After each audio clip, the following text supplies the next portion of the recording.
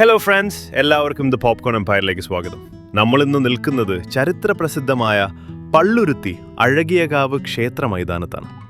കൊച്ചിക്കാർ മുഴുവൻ കാത്തിരുന്ന ആ ദിവസം വന്നെത്തിയിരിക്കുന്നു. അതെ, പുലവാണിഭത്തിന് തുടക്കമായിരിക്കുകയാണ്.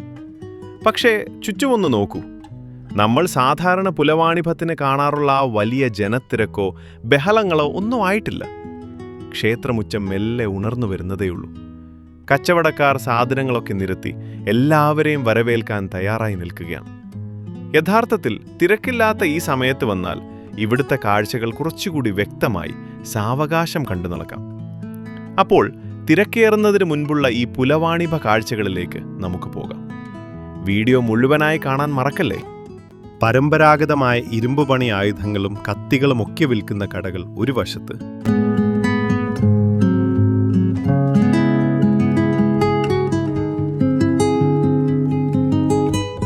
വീട്ടിലേക്ക് ആവശ്യമായ മനോഹരമായ കപ്പുകളും പാത്രങ്ങളും നിരത്തിവെച്ച കടകൾ മറുവശത്ത്.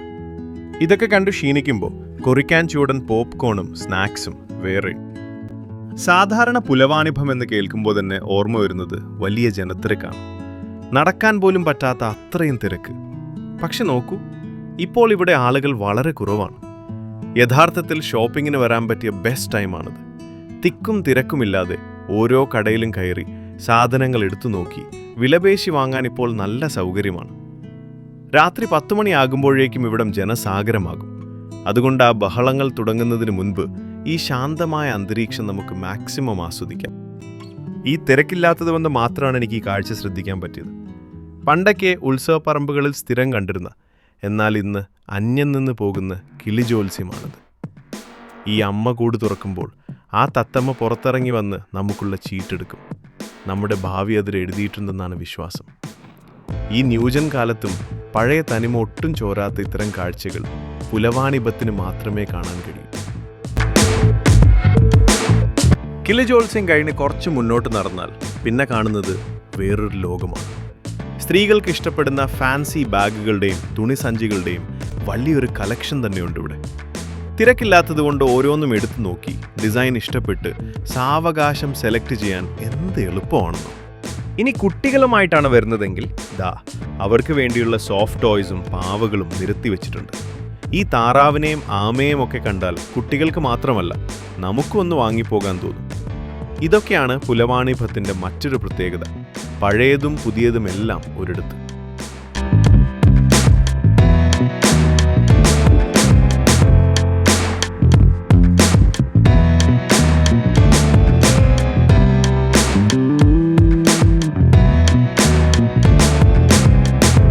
കളിപ്പാട്ടങ്ങൾ വാങ്ങിക്കഴിഞ്ഞാൽ പിന്നെ കുട്ടികൾക്ക് വേണ്ടത് ഇതാണ്: മണ്ണിൽ കളിക്കുക. സാധാരണ നല്ല തിരക്കുള്ള സമയത്താണെങ്കിൽ കുട്ടികളെ കൈവിടാതെ മുറുകെ പിടിച്ച് നടക്കേണ്ടി വരും. പക്ഷേ ഇതിപ്പോൾ തിരക്കില്ലാത്തതുകൊണ്ട് അവരും ഈ ക്ഷേത്രമുറ്റത്തെ മണ്ണിൽ സ്വതന്ത്രമായി ഓടി നടന്ന് കളിക്കുവാണ്. മാതാപിതാക്കൾക്കും പേടിയില്ലാതെ സമാധാനമായി ഇതൊക്കെ കണ്ട് ആസ്വദിക്കാം. ശരിക്കും ഇതൊരു ഫാമിലി ടൈം തന്നെ. ഈ ബഹളങ്ങൾക്കും കച്ചവടത്തിനും വർണ്ണാഭമായ കാഴ്ചകൾക്കുമിടയിൽ നമ്മൾ അറിഞ്ഞിരിക്കേണ്ട, അല്ലെങ്കിൽ ഓർക്കേണ്ട ഒരു വലിയ ചരിത്രമുണ്ട്. നൂറ്റാണ്ടുകൾക്ക് പിന്നിലേക്ക് സാക്ഷാൽ ശക്തൻ തമ്പുരാൻ കൊച്ചി ഭരിച്ചിരുന്ന കാലഘട്ടത്തിലേക്ക് നമുക്കൊന്ന് പോകാം. അന്ന് സാമൂഹിക സാഹചര്യം ഇന്നത്തെ അത്ര നന്നായിരുന്നില്ല. ജാതി വ്യവസ്ഥയും അയിത്തവും ഒക്കെ കൊടികുത്തി വാണിരുന്ന സമയം. താഴ്ന്ന ജാതിക്കാർക്ക് അന്ന് ക്ഷേത്ര പരിസരങ്ങളിൽ പ്രവേശനമുണ്ടായിരുന്നില്ല. അങ്ങനെ ഇരിക്കെയാണ് കൊച്ചി രാജ്യത്ത് വലിയൊരു മഹാമാരി പടർന്നു പിടിക്കുന്നത്: വസൂരി. രോഗം വന്നാൽ പ്രാർത്ഥിക്കാൻ, ദൈവത്തിന് മുന്നിലെത്താൻ പോലും അന്ന് പലർക്കും അനുവാദമില്ലായിരുന്നു. ഇതിനൊരു മാറ്റം വരണമെന്ന് ശക്തൻ തമ്പുരാന് തോന്നി. അങ്ങനെ അഴകിയകാവിലമ്മയെ കണ്ട് പ്രാർത്ഥിക്കാൻ വർഷത്തിലൊരു ദിവസം അദ്ദേഹം എല്ലാവർക്കും അനുമതി നൽകി. ധനുമാസത്തിലെ അവസാനത്തെ വ്യാഴാഴ്ച.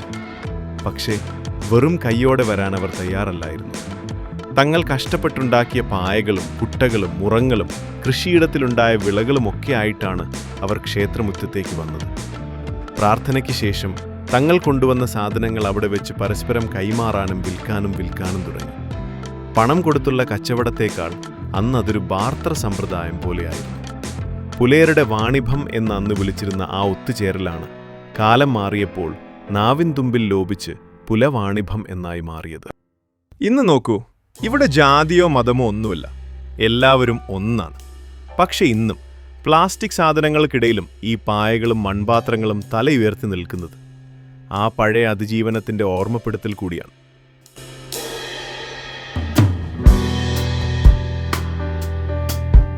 ചരിത്രവും കരകൗശല വസ്തുക്കളും മാത്രമല്ല, പുലവാണിഭത്തിന് വേറൊരു പ്രത്യേകത കൂടിയുണ്ട്. നമ്മൾ ഇങ്ങോട്ട് എത്തുമ്പോൾ തന്നെ മൂക്കിലേക്ക് അടിച്ചു കയറുന്ന ഒരു മണമുണ്ട്. നല്ല നാടൻ ഉണക്കമീനിൻ്റെ മണം. പുലവാണിഭത്തിലെ ശരിക്കുമുള്ള സൂപ്പർ സ്റ്റാർ ഇതാണ്. ചെമ്മീൻ, സ്രാവ്, നെത്തോലി, അയല് തുടങ്ങി എല്ലാത്തരം മീനുകളും ഇവിടെ ഉണക്കി വിൽക്കാനിട്ടിട്ടുണ്ട്. പണ്ടൊക്കെ വീടുകളിൽ മഴക്കാലത്തേക്ക് സൂക്ഷിക്കാൻ ആളുകൾ ചാക്ക് കണക്കിന് ഉണക്കമീൻ പുലവാണിഭത്തിൽ നിന്നായിരുന്നു കൊണ്ടുപോയിരുന്നത്. ആ പഴയ ശീലം ഇന്നും പലതും തെറ്റിച്ചിട്ടില്ല. നല്ല ഫ്രഷ് ഉണക്കമീൻ, അതും കുറഞ്ഞ വിലയിൽ വിലപേശി വാങ്ങാൻ ഇതിലും നല്ലൊരു സ്ഥലമില്ല.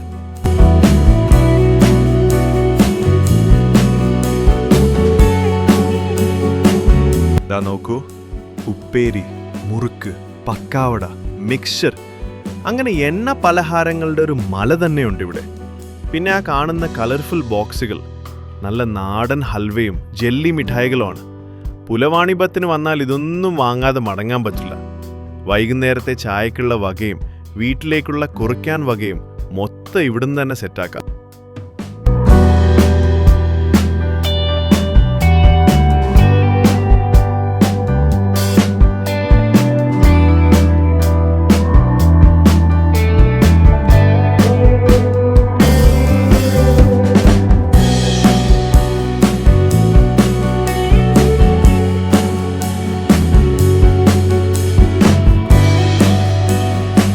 നീലയും തവിട്ട് നിറത്തിലുള്ള ഭരണികൾ കണ്ടോ? പണ്ടത്തെ തറവാടുകളിലെയും വീടുകളിലെയും അടുക്കളയിൽ ഇതൊരു സ്ഥിരം കാഴ്ചയായിരുന്നു. പ്ലാസ്റ്റിക് പാത്രങ്ങൾ എത്ര വന്നാലും ഇത്തരം ചീനഭരണികളിൽ സൂക്ഷിക്കുന്ന അച്ചാറിന് ഒരു പ്രത്യേക രുചി തന്നെയാണ്. മാത്രമല്ല, ഇത് കാണാനും നല്ല ഭംഗിയാണ്. നമ്മുടെ മോഡേൺ കിച്ചണിൽ ഒരു ട്രഡീഷണൽ ടച്ച് കൊണ്ടുവരാൻ ഈ ഒരൊറ്റ ഭരണി മതിയാകും.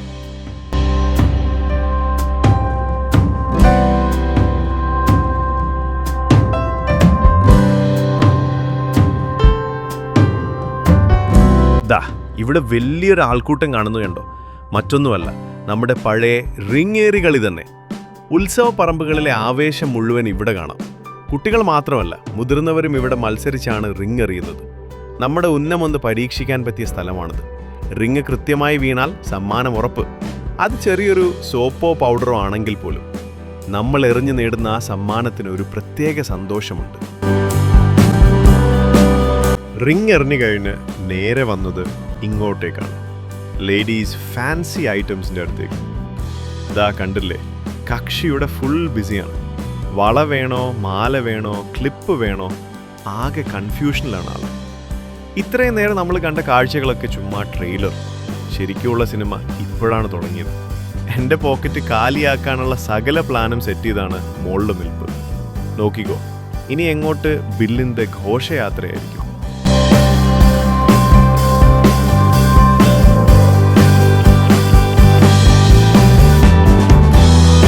മോളുടെ ഫാൻസി ഷോപ്പിംഗ് കഴിഞ്ഞ് നേരെ വന്നത് ഇങ്ങോട്ടേക്കാണ്, പച്ചപ്പിൻ്റെ ഈ ലോകത്തേക്ക്. പ്ലാസ്റ്റിക് പൂക്കളേക്കാൾ എന്തുകൊണ്ടും ഭംഗി ഈ യാഥാർത്ഥ പൂക്കൾക്ക് തന്നെയാണല്ലേ. പുലവാണിഭത്തിലെ ഗ്രീൻ കോർണറാണിത്. വീട്ടുമുറ്റം ഭംഗിയാക്കാൻ ആഗ്രഹിക്കുന്നവർക്ക് ഇവിടെ ചാകരയാണ്. നല്ല നാടൻ ചെടികൾ മുതൽ ഇൻഡോർ പ്ലാന്റ്സ് വരെ ഇവിടെയുണ്ട്. പോക്കറ്റ് കാലിയായാലും കുഴപ്പമില്ല, വീട്ടിലേക്ക് ഒരു ചെടിയെങ്കിലും വാങ്ങാതെ ഇവിടുന്ന് പോകാൻ തോന്നില്ല.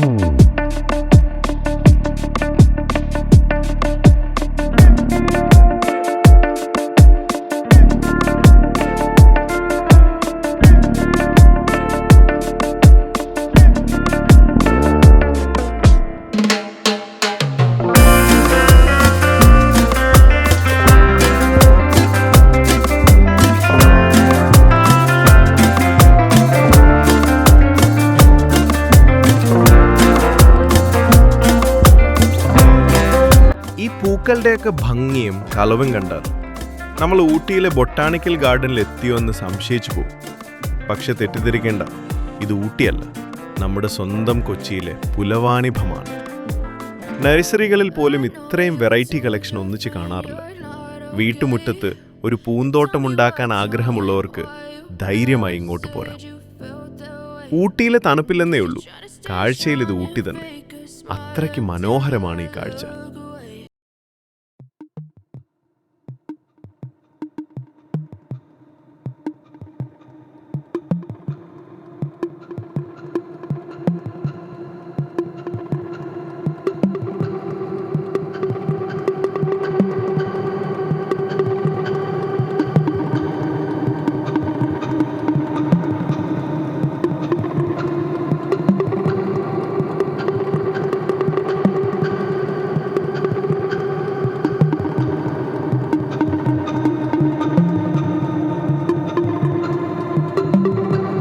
പൂക്കളുടെ ഭംഗി കണ്ട് നടന്നപ്പോൾ ചെറിയൊരു ദാഹം, ക്ഷീണം.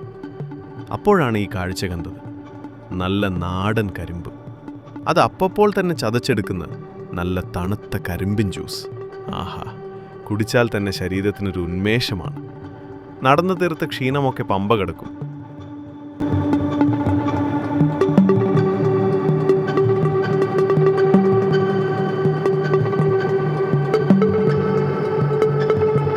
ജ്യൂസ് മാത്രം പോരല്ലോ, കൂടെ കഴിക്കാൻ നല്ല മുരിഞ്ഞ് സ്പൈസി ചൂടൻ ഗോബി ഫ്രൈ കൂടി ആയാലോ. മധുരവും എരിവും കൂടി ആകുമ്പോൾ സംഗതി ജോർ. പുലവാണിഭത്തിലെ ഫുഡ് കോർട്ട് ശരിക്കും വേറെ ലെവൽ തന്നെ.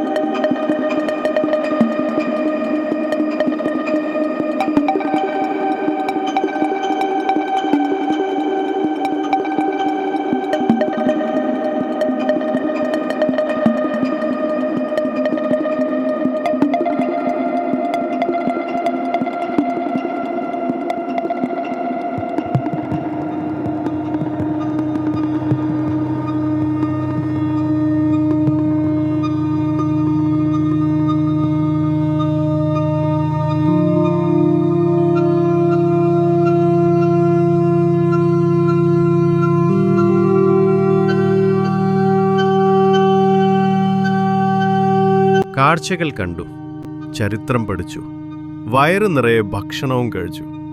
പക്ഷെ ക്ലൈമാക്സിൽ എനിക്കൊരു വമ്പൻ ട്വിസ്റ്റ് കാത്തിരിക്കുന്നുണ്ടായിരുന്നു. ഇത്രയും നേരം ഞാൻ വിചാരിച്ചത് എൻ്റെ പേഴ്സ് മാത്രമേ കാലിയാകൂ എന്നായിരുന്നു. പക്ഷെ ഇപ്പതാ കൈ നിറയെ പണിയും കിട്ടി. വീട്ടുകാരുടെ ഷോപ്പിംഗ് കഴിഞ്ഞപ്പോൾ ഞാനൊരു നടക്കും കണ്ടെയ്നറായി മാറി ഫ്രണ്ട്സ്. എന്തായാലും ഈ ഭാരവും ചുമന്ന് ഞാൻ വീട്ടിലേക്ക് വിടുകയാണ്. ഈ വീഡിയോ നിങ്ങൾക്ക് ഇഷ്ടപ്പെട്ടെങ്കിൽ ലൈക്ക് ചെയ്യാനും ഷെയർ ചെയ്യാനും മറക്കല്ലേ. അടുത്ത വീഡിയോയിൽ കാണും വരെ ബൈ.